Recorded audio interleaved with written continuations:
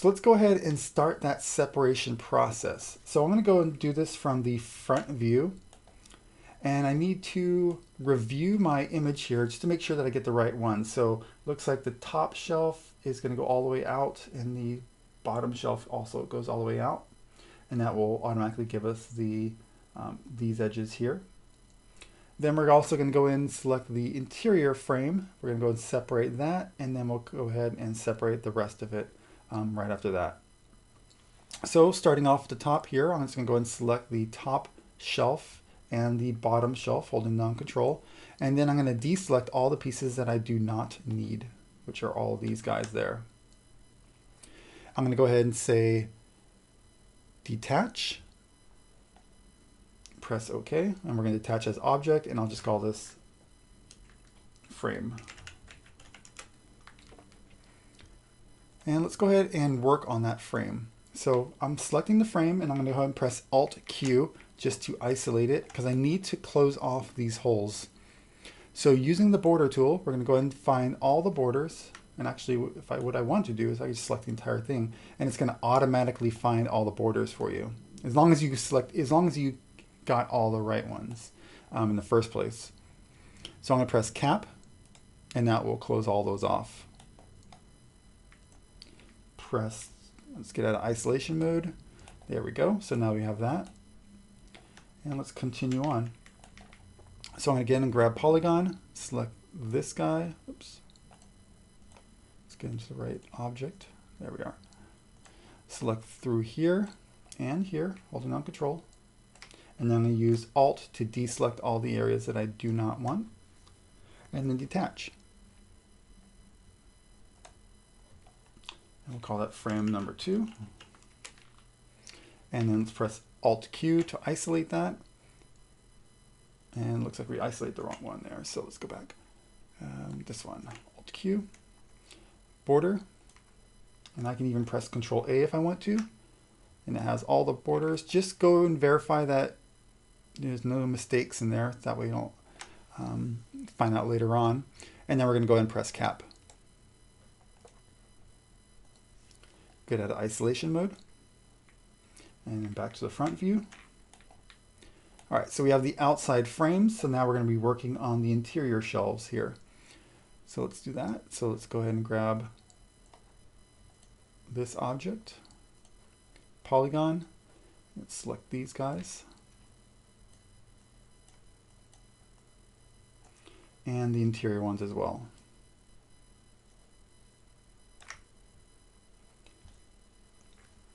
And as I'm looking at this, I actually want to, yeah, this one's separate. So let's not do this one yet. Let's hold off on these ones for now. There we go. And let's go ahead and do our detach.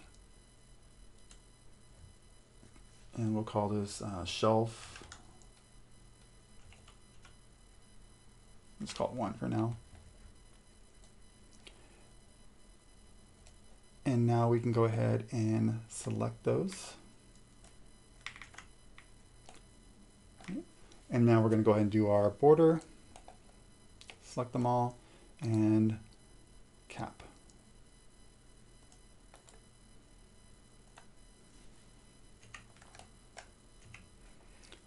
All right, and then back out of isolation mode. And we have one more piece left, which is just going to be this guy. And let's go ahead and just separate him as well. So front view. Let's go ahead and grab these guys here and detach those.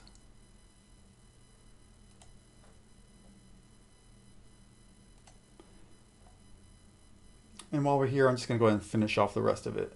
So select these guys, then deselect, detach, and now we should have all our pieces separate. So let's go ahead and clean this up. Go ahead and grab our border, Control A, and cap. And now we're just going to go through all our pieces here just to verify that everyone is has good geometry. So Control A and cap.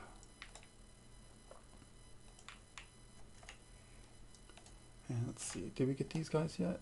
I don't remember. Yeah, it looks like we got those ones. So, and if we forget one, we can always fix it later on. Now, when it gets to materials, you probably will want to start separating them again, but you won't have to do any kind of bordering, just because for the mapping, depending on how you're going to map it. But you don't necessarily need to, just for certain areas that you need to run the detail a little bit differently, such as the vertical edges here versus the horizontal edges there. That's when you might want to separate it again, or you can separate it using the UVW maps as well. All right, so we're all set. So we have everyone separated. Hopefully everybody's good with the geometry. I think I got everything pretty much. I'm just going to go verify one more time, just because I don't want it to come back again. All right, I think we're good to go. Oh, no, we're not. I knew there was one more left. So Control A and then cap. There we go. All right. So now that everyone is good to go, what we can do is select everyone at the exact same time, because I want to chamfer them and they're all going to get the exact same chamfer anyways. So if I press Control A, I could actually just add the chamfer from the modify panel here. And then we're just going to drop the amount here. And what I'm going to do is zoom in a little bit closer. And we're just going to kind of start nudging this up a little bit to maybe, that's probably a little bit too much. So I'm going to do about maybe 1.01 inch, maybe 0.02. It's up to you. I'm going to go ahead and just use standard chamfer just because I don't want that extra segment. And looking at that, I think we're good. Maybe just back to 0.01. And now we have everyone is separated. Everyone has a chamfer. And we saved ourselves a lot of time by not having to do that ourselves. Going the other methods.